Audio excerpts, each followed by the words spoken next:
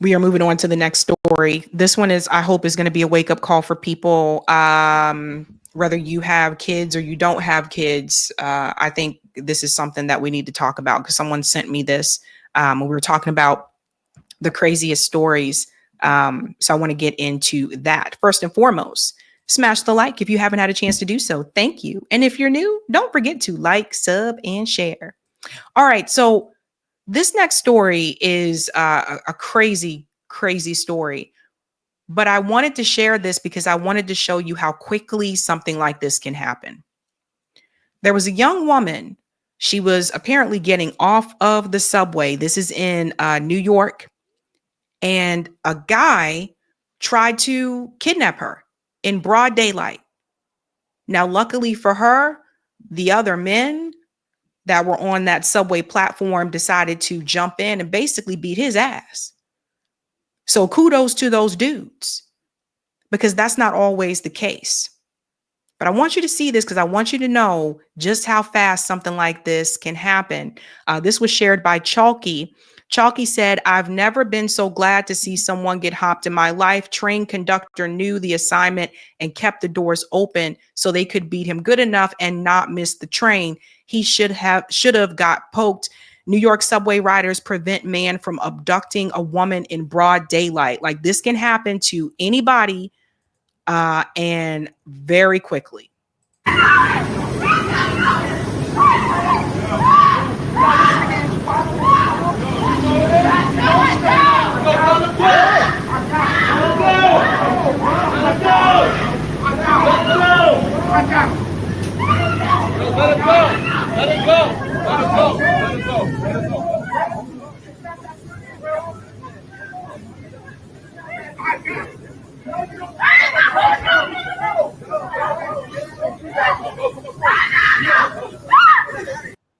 So the guy right here in the white cap and the white, I don't know if this is a suit or what, he was trying to kidnap this girl.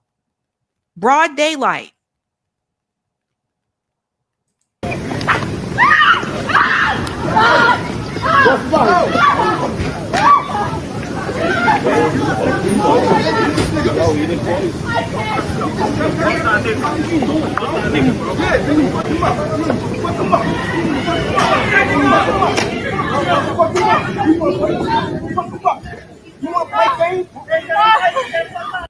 So that's her right there. So you see how the guys, those gentlemen, they jumped in and they said, oh, hell no, what are you trying to do, right? Imagine if they weren't there, right? Or imagine if they just didn't intervene.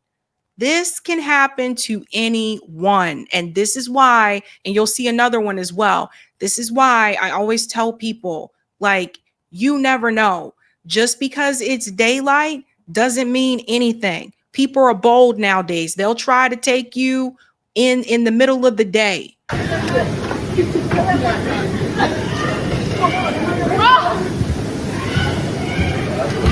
Oh, shit.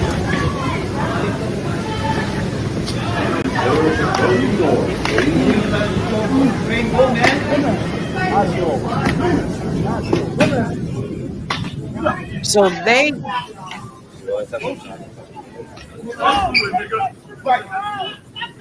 right. Get that, nigga. Somebody try to tell you something, chill the fuck out. Now you got it.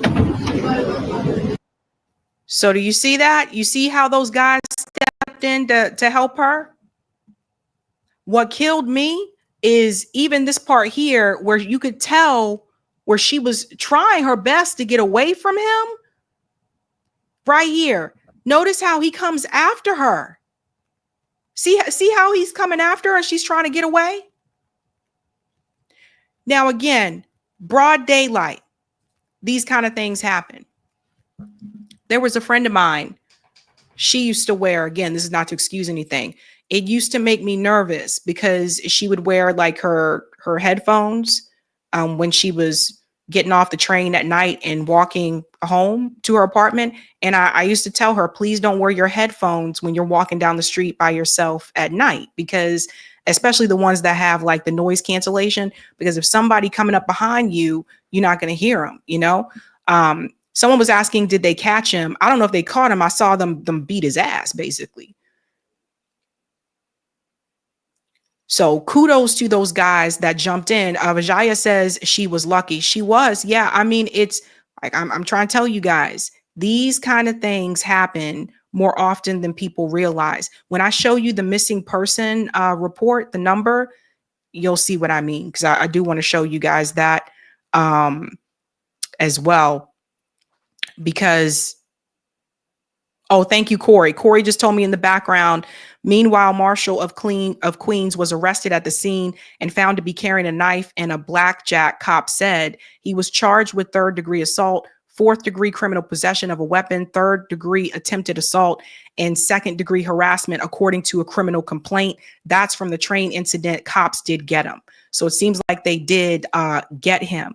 But what I was telling you guys is that it can happen that quickly and even in broad daylight. And notice people were around. And like, he didn't care. Like people were around.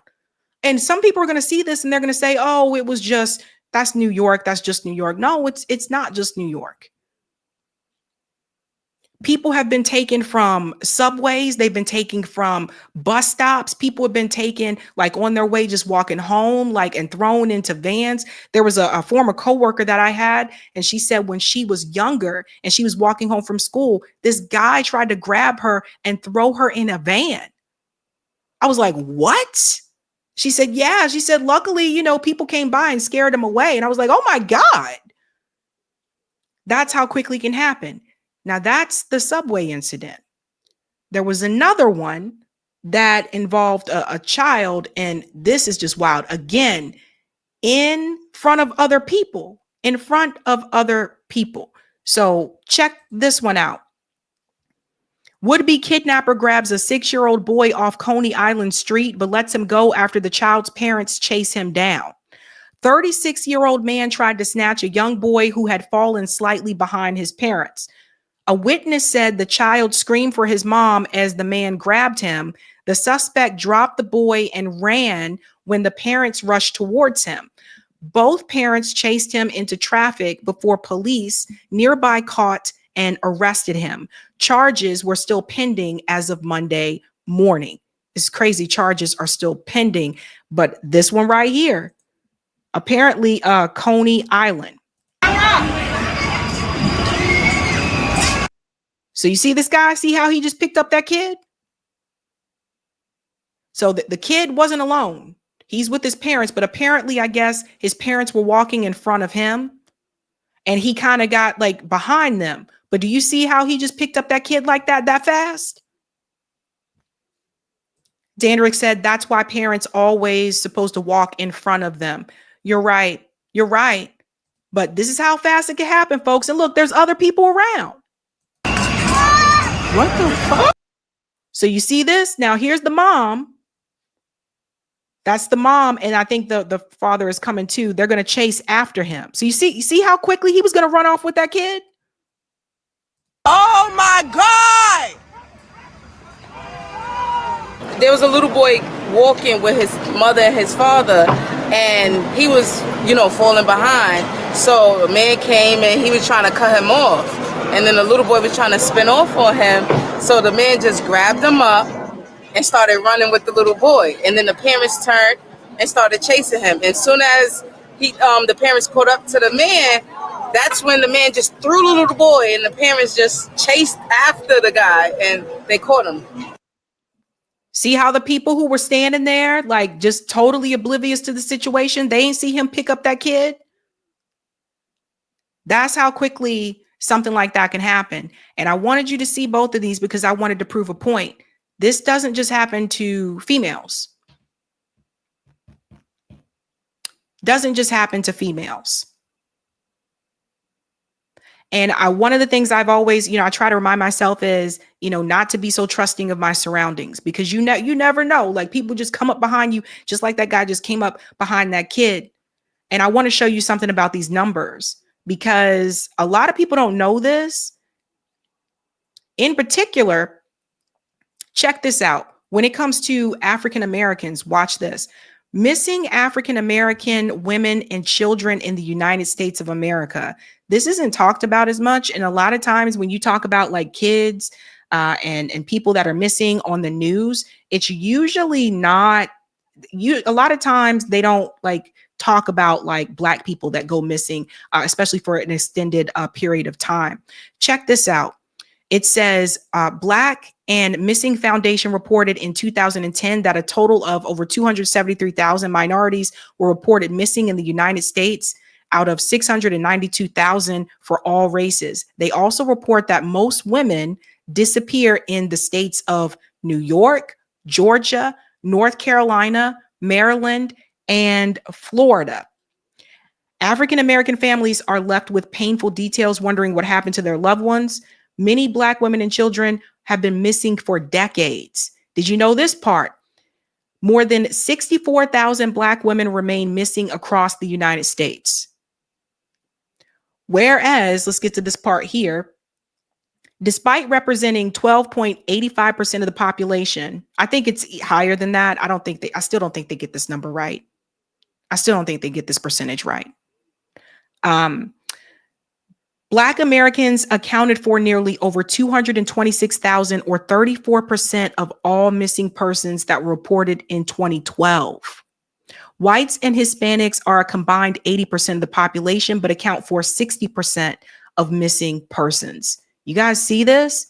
When you break down the numbers by age, the Black and Missing Foundation reports that 37% of missing minors and 28.2% of missing adults in 2013 were Black. No fewer than 270,000 minorities have gone missing since 2010, 135,000 of whom were Black, 64,000 were Black women and girls. They were missing nationwide. This was actually reported by the NAACP.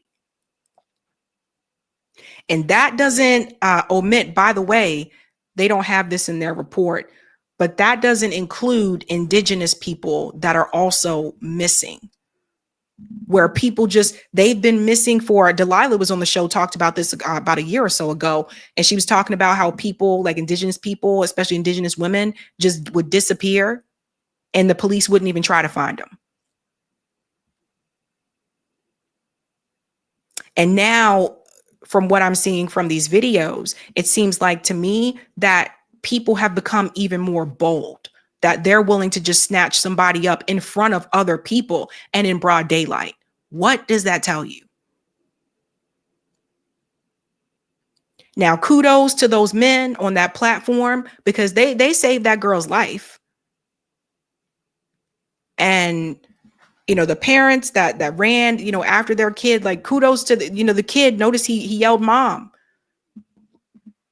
But that's how quickly. There was another video, and some people don't like this, but I'm gonna keep it real. When I was growing up, like my parents were really strict. And my mom used to have this rule, like if I went to my friend's house, I always had to call them anywhere I went, I had to call them and tell them that I got there. Right.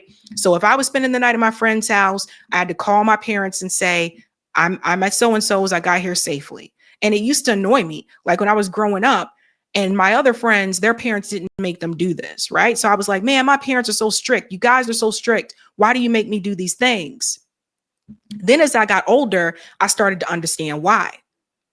My parents were very particular about if I could spend the night at someone's house. And I'm noticing nowadays, this isn't as common as it was like when I was growing up. When I was growing up, like that was kind of a thing, sleepover, slumber party, that type of thing.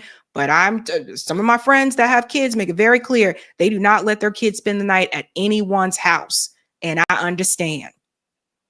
But when I was growing up, my parents had this rule that I was not allowed to spend the night at someone's house unless they had met their parents and they had to have gone to their house.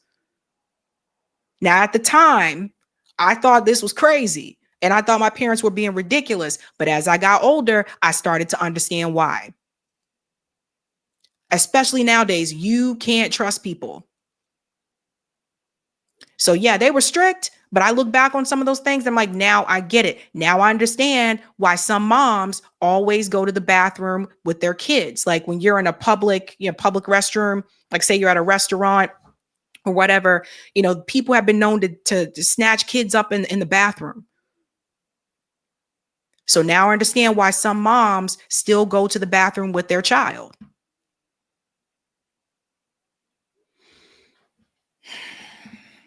You gotta be careful. Gotta be careful nowadays. But that's how quickly it can happen, folks. Hey guys, this was a Sabby clip. If you like what you saw, hit that like button and subscribe.